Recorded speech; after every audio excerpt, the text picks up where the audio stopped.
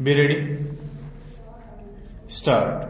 From the impugned order passed by the Customs and Gold Bracket Control, Appellate Tribunal, New Delhi, the issue which was brought by the respondent to this court was with regard to the classification whether the offended goods fall in the category of bar or flats stove. It was not for refund as contended by Learned Counsel for the respondent stove. Learned Counsel for the appellant, relying upon a decision of the Supreme Court in Union of India and others versus Jain Spinners Limited and another bracket 1992 for SCC 389, has contended that case of the respondent is squarely covered by the ratio of the said decision stove.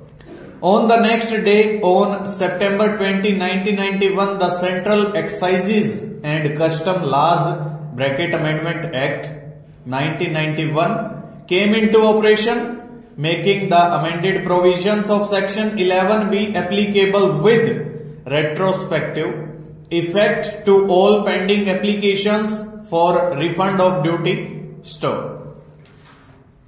The amended Section 11B inter alia provides that when application for refund of any duty of excise is made, the Assistant Collector of Central Excise would satisfy himself that the claimant had not passed on the incidence of the duty to any other person stove.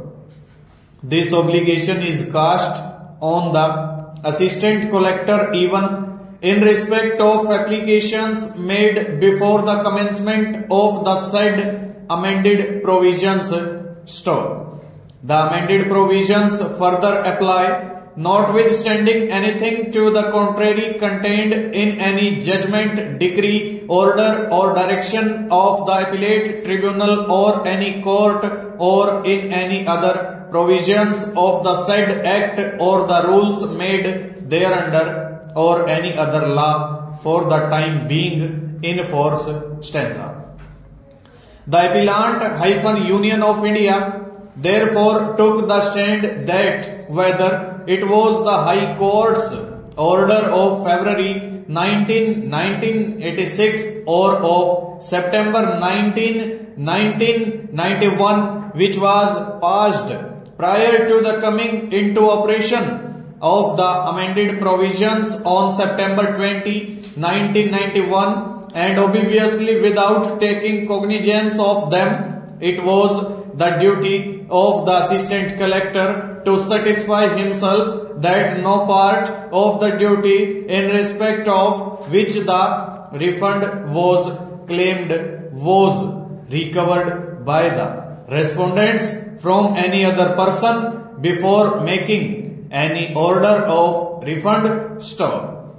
The present case has made it necessary to send a word of caution to the courts that when in rare cases it becomes necessary to pass interlocutory orders injuncting the statutory authorities from recovering the duty, they should keep in mind the amended provisions of the Act and provide adequate safeguards in the order. Full stop. Over.